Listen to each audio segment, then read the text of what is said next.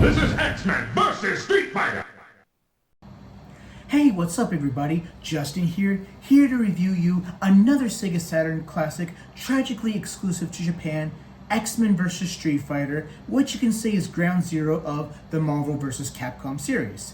Yes, it came out on the PlayStation 1 worldwide, but it was a lousy port that should be buried in a landfill in the Alamogordo Desert in the US, while the Japanese copies should be buried in the Fukushima nuclear power plant.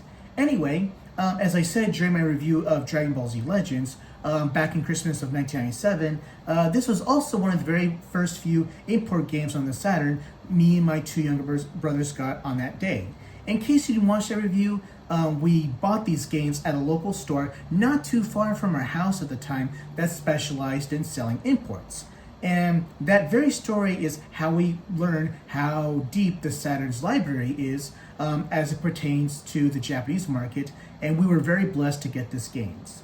And what allows this game to function at near arcade perfect level is this 4 megabit RAM cartridge you insert at the back of the Saturn. There will be later Saturn games that will require this cartridge in order to function, but those would be other videos for other times, and unfortunately, those other games did not come out to the US. As pre-existing fans of X-Men and Street Fighter, we couldn't have asked for a better combination. Not only that, we were also getting something new to the world of 2D fighting gaming at the time, and that was tag teaming.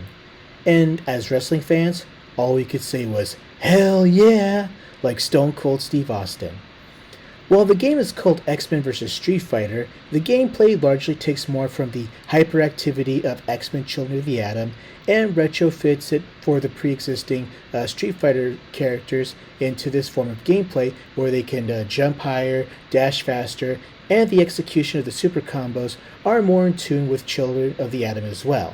So the learning curve isn't as steep in comparison to traditional Street Fighter games, and is much simpler than Children of the Atom, which was kind of a hard game. From the Street Fighter side, we have Ken, Ryu, Chun-Li, and Bison, Akuma, Cammy, Zangief, Charlie, and Dalsim, representing more of their alpha sides in terms of design and execution. And this being the Japanese version, this was also the first time I learned that Bison, Akuma, and Charlie had different names in Japan. So Bison is Vega, Akuma is Goki, and Charlie is Nash. At first this threw my brothers and I off, but we instantly came to the conclusion that these were the names in Japanese. On the X-Men side, we have Cyclops, Wolverine, Magneto, Juggernaut, Storm, Sabretooth, Rogue, and Gambit. While Cyclops, Wolverine, Magneto, Juggernaut, and Storm are returning from Children of the Atom, Sabretooth, Rogue, and Gambit are new additions. What's cool is that most of the characters will have some of their voice actors from the original Fox Kids cartoon. For example, Wolverine is still played by Cal Dodd, and Cyclops is played by the late Norm Spencer. Let's go, bub. Referee win! Rookie. However, Gambit and Magneto will have different voice actors. The music on the Street Fighter side is largely the same as you'd hear in the respective games, as well as with X-Men. For the character selection screen, it's the same song as the selection screen of X-Men Children of the Atom.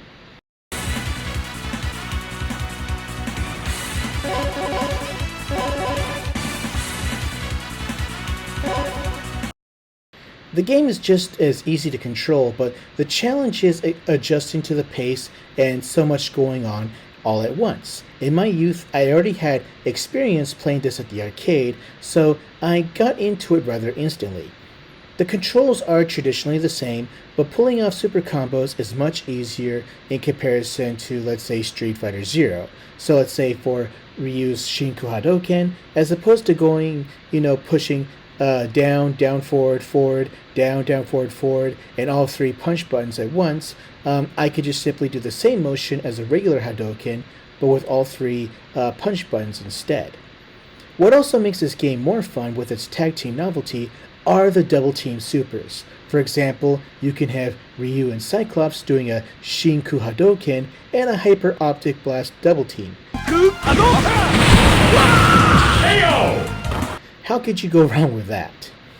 And the Saturn controller has always been praised as the perfect controller for Capcom's fighters, and this is proof of that. But if you want to play with an arcade controller for more of an authentic experience, you can have that option as well. I say that this is the game that particularly trains your hand-eye coordination like no other, and you're going to get a kick out of it. And if you're someone not familiar with fighting games, despite its fast pace, it's relatively easy to pick up, in my humble opinion. For long-time fighting game fans who haven't had the chance to play the origins of Marvel vs. Capcom, I say this is the perfect opportunity in doing so. And I say for Japanese comprehension, none is required whatsoever. Yes, the endings will have Japanese text on them, but they're really of no consequence, and just enjoy the game for what it is, and all that other stuff. These days on average, I tend to see the game on sale with the 4 megabit RAM cartridge for about less than 7,000 yen, but I have seen unsealed copies, and those in pristine condition exceed about 10,000 yen. By no means is this game rare, but prior to the pandemic, it was less than 6,000 yen, but demand for it has been going up since then. I don't know how much it costs in context to the American market, since I do my shopping here in Japan and in person, but a good chunk of retro gaming stores in Japan that have a considerable Saturn library will likely have X-Men vs. Street Fighter in stock. So for a fighting game enthusiast and newbie, this is a good place to start and work your way up the franchise.